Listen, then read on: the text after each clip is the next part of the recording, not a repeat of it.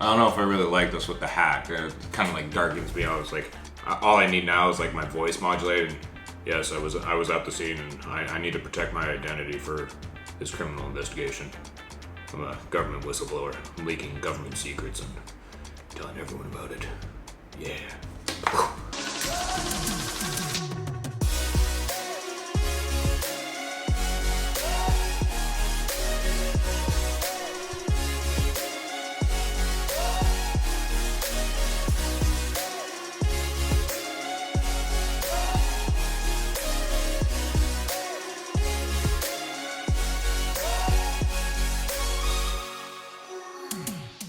What's up everyone, welcome back to the channel. Today we're going to be talking about picture profiles and understanding the difference between all of them. Ready? Let's go. Okay, so in your camera, when you first get your camera, I imagine that a lot of you probably just turn it on and start snapping photos or start making videos. Yes, this is exactly how I started too, until I started actually understanding my camera a lot better and understand the capabilities and what my camera can actually do. Instead of just turning it on and going with a standard picture profile, I started playing around with it, finding my own style, my particular style of picture profile that I really enjoy, and making it my own, making it custom.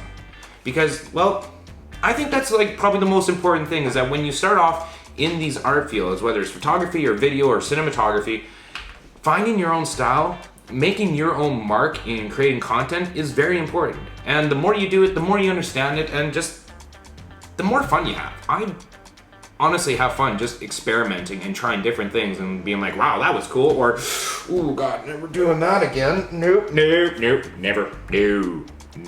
ever again. Okay, so picture profiles.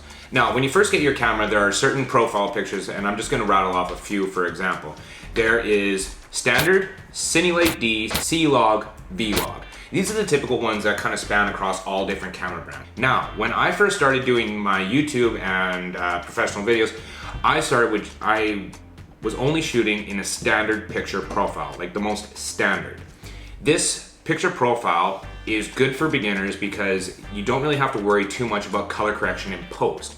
But when you want to start curating your own style and making particular styles of videos, whether it be a real vintage style, new age, documentary, really contrasty, really punchy, little real artsy films, this is where you need to understand your picture profiles and understand why you shoot in certain profiles for certain situations. Shooting in standard, there's not much you can do in post because the colors are already punched up, they're already saturated, there's already contrast in it. You can't really manipulate the video that much. But if you were to shoot in V-Log on Panasonic, or C-Log if you're shooting on Canons, or a Cine D, these picture profiles have a lot more information. Now, in some cinema cameras, they shoot in what they call ProRes RAW, which is basically the raw, uncompressed video file that has the most information in it, and you can change the colors, you can change it and make it look totally different from how it was originally filmed on camera, out of camera. So, for me, myself, I shoot in Cine D. Now, a lot of people say, no, you should always shoot in log, because it's the most information, it's the flattest picture profile you can get. Yes, I did shoot in log for a while, but I found that for my own personal style and my color palette, if you will, I prefer to shoot in Cine D, and I have certain custom settings that I shoot on my own camera, which is I bring down my saturation, the sharpness, the clarity, I bring that all down so that I can create a very flat profile, but it has a very cinematic look, picture profile to it. And then I can adjust it in post. Now, if you're to look at certain log footage and then look at it in post, it doesn't look that good. It's very flat, it has a gray tone to it. That's because your camera is saving it and saving all of that information so that you can adjust it later. Post, you would add more saturation, you would fix the exposure, fix the color, fix the color balance, the white balance, and then add saturation, and then you can tweak the colors. You can add green to the highlights, you can add blues to the shadows, or oranges to the highlights, a teal and orange look, which is a very popular look and used in a lot of movies, and a lot of YouTubers use a teal and orange palette for their videos. Me, I try and keep my stuff looking as natural as possible, a little bit punched up, like a little bit of sharpness, a little bit of clarity, and just a little, that's my own personal style.